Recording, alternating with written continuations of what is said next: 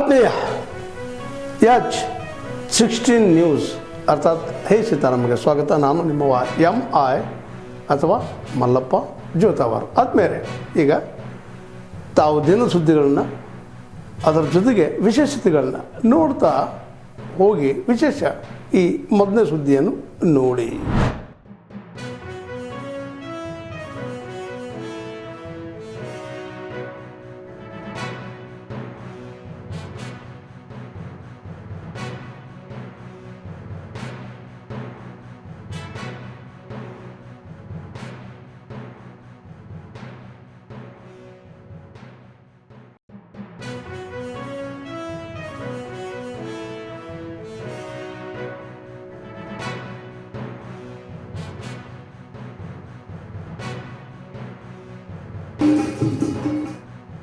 ನಾನು ಬಂದಿದ್ದರೆ ಜನರಿಗೆ ಇನ್ನಷ್ಟು ಅದು ಸಿಗ್ತಿತ್ತು.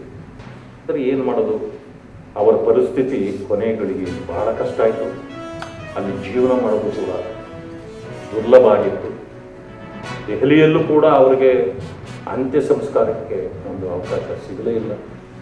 ಅಲ್ಲಿಂದ ಅವರು ಎಷ್ಟು ಕಷ್ಟಪಟ್ಟು ಅವರ ದೇಹವನ್ನು ಯಾರೂ ನನ್ನವರು ಅಂತ ಹೇಳಲಾರದಂಥದ್ದು ಯಾವುದಾದ್ರೂ ಸ್ಥಳ ಇದ್ದರೆ ಅದು ಸಮುದ್ರ ತೀರ. ಯಾಕಂದರೆ ಅನಾಥ ಶವಗಳನ್ನು ಅಂಥ ಕಡೆಯಲ್ಲೇ ಕೊನೆ ಅಂತ್ಯಕ್ರಿಯೆ ಮಾಡೋದು ಅಲ್ಲಿ ಮಾಡಿದರು. ಆದರೆ ಅದೇ ಇವತ್ತು ದೇಶಕ್ಕೆ ಒಂದು ಮಾದರಿಯಾಗಿ ಆ ಸ್ಥಳ ಇವತ್ತು ನಿರ್ಮಾಣಗೊಂಡಿದೆ. ಅವರನ್ನು ಒಪ್ಪತಕ್ಕಂಥ ಸಮಾಜ ಇವತ್ತು ಅವರನ್ನು ಎಷ್ಟು ಒಪ್ಕೊಂಡಿದ್ದಾರೆ, ಗ್ಲೋರಿಫೈ ಕೂಡ ಮಾಡ್ತಿದ್ದಾರೆ. ಆದರೆ ನಾವು ಅವರಿಗೆ ಹೆಸರನ್ನು ಗ್ಲೋರಿಫೈ ಮಾಡೋದು ಬೇಕಾಗಿಲ್ಲ. ಯಾಕಂತಂದರೆ ಅಂಬೇಡ್ಕರ್ರವರೇ ಗ್ಲೋರಿಫೈ ಮಾಡ್ಕೊಳ್ತಾರೆ. ಆದರೆ ಅವರ ಚಿಂತನೆಗಳನ್ನು ಮಾತ್ರ ಸಮಾಜ ತೆಗೆದುಕೊಂಡ್ರೆ ದೇಶಕ್ಕೆ ಒಳ್ಳೆಯದೇ ಹೊರತು ವ್ಯಕ್ತಿಗಲ್ಲ. ತಮ್ಮ ಪ್ರಣಾಳಿಕೆಗಳು ಎಷ್ಟರ ಮಟ್ಟಿಗೆ ಜಾರಿಗೆ ಬರುತ್ತೆ ಬಿಡುತ್ತೋ ಅದು ಬೇಡ ಪ್ರಶ್ನೆ. ಆದರೆ ಯಾವುದೇ ಪಕ್ಷಗಳು ತಮ್ಮ ಚುನಾವಣಾ ಪ್ರಣಾಳಿಕೆಗಳಲ್ಲಿ ಸಾಮಾಜಿಕ ನ್ಯಾಯಕ್ಕೆ ಒತ್ತನ್ನು ಕೊಡುವಂಥದ್ದನ್ನು ನಾವು ನೀವೆಲ್ಲರೂ ಕೂಡ ನೋಡ್ತಾ ಇದ್ದೀವಿ. ಇದಕ್ಕೆ ಮೂಲ ಕಾರಣ ಅಂತಂದರೆ ಅಂಬೇಡ್ಕರ್ ಅವರು ಸಂವಿಧಾನದ ಮೂಲಕ ಹಾಕಿಕೊಟ್ಟ ಪ್ರಜಾಪ್ರಭುತ್ವದ ಗಟ್ಟಿಯಾದ ಅಡಿಪಾಯ ಕಾರಣ ಅಂತ ನಾನು ನಂತರ ಹೇಳೋಕ್ಕೆ ಇಷ್ಟಪಡ್ತೇನೆ.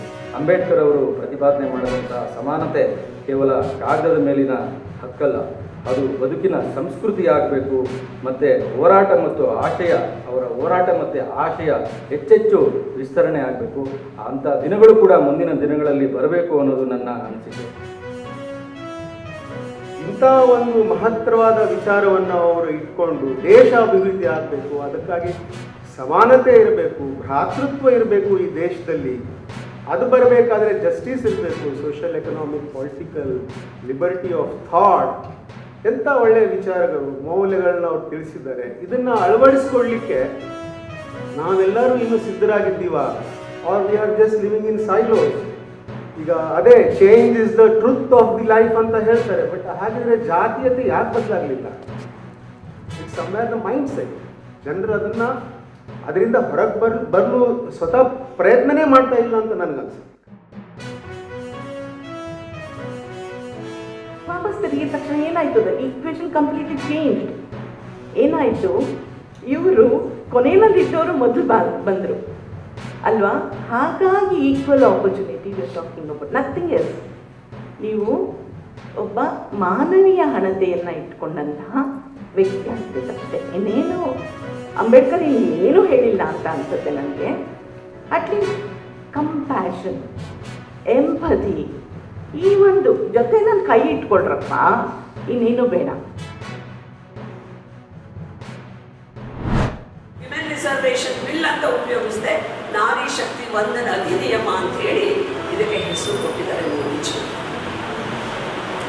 ಮಹಿಳೆಯರ ಬಗ್ಗೆ ಅಪಾರವಾದ ಗೌರವ, ಅಷ್ಟೇ ಅಲ್ಲ ಶ್ರದ್ಧೆಯನ್ನು, ಭಕ್ತಿಯನ್ನು ಸದಾಕಾಲ ತಮ್ಮ ಕಾರ್ಯದಲ್ಲಿ ತೋರಿಸಿರುವಂಥ ಮೋದಿಜಿಯವರಿಗೆ ಮತ್ತು ಸಂಸತ್ತಿಗೆ ನಾವು ವಂದನೆಗಳನ್ನು, ಅಭಿನಂದನೆಗಳನ್ನು ಸಲ್ಲಿಸ್ತಾ ಇದ್ದೇವೆ.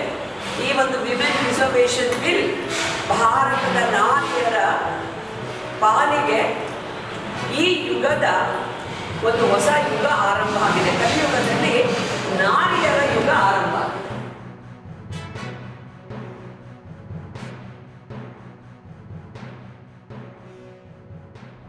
under Article 99 of the Constitution and is a solemn occasion.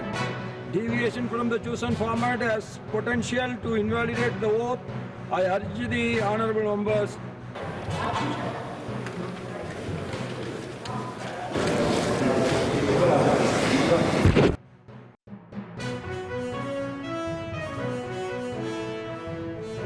विधि द्वारा स्थापित भारत के संविधान के प्रति सच्ची मैं विधि द्वारा स्थापित भारत के संविधान के प्रति सच्ची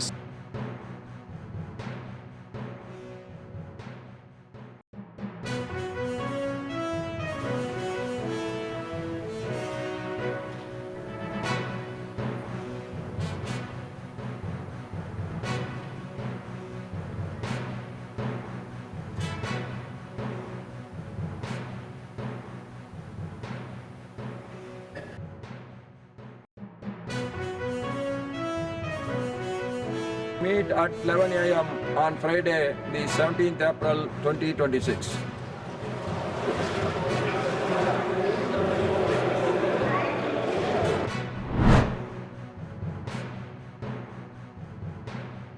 With the whole of the nation's approach, we are steadily marching towards achieving the target of 100 gigawatts of nuclear power.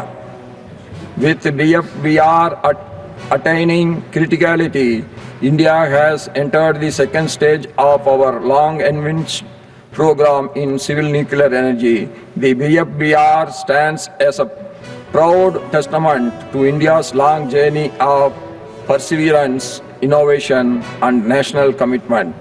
It serves as a vital bridge linking our present capabilities with a more sustainable and Atmanirbhar nuclear future.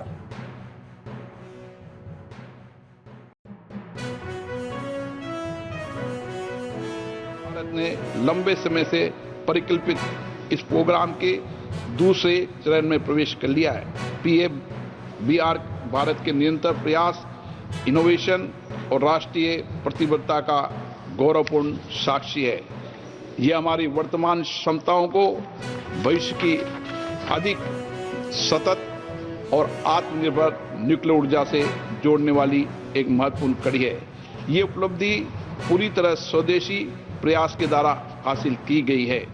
ये reactor Indira Gandhi atomic research centre द्वारा design किया गया है। इसे nuclear power corporation of India limited ने बनाया है। इसमें अन्य भारतीय उद्योगों की भी महत्वपूर्ण भागीदारी है। ये हमारे वैज्ञानिकों के इकोसिस्टम और राष्ट्रीय सहभागिता की शक्ति का गौरवशाली प्रतीक है। ತಾವೆಲ್ಲ ಇಲ್ಲಿವರೆಗೆ ಸುದ್ದಿಗಳನ್ನು ನೋಡಿದಿರಿ, ಜೊತೆಗೆ ವಿಶೇಷ ಘಟನೆಗಳನ್ನು ಸಹ ನೋಡಿದಿರಿ. ಅದು ನಿಮ್ಗೇನು ಅನ್ನಿಸ್ತು? ನಿಮಗೆ ಲೈಕ್ ಮಾಡಿರಿ, ಶೇರ್ ಮಾಡಿರಿ, ಕಾಮೆಂಟ್ ಮಾಡಿರಿ, ಜೊತೆಗೆ ಸಬ್ಸ್ಕ್ರೈಬ್ ನಿಲ್ಲಿಸ್ಬೇಡ್ರಿ. H16 ನ್ಯೂಸ್ ಅರ್ಥಾತ್ ಸೀತಾರಾಮಯ್ಯ ಸತ್ಯದ ಕೈಗನ್ನಡಿ ವಂದನೆಗಳು.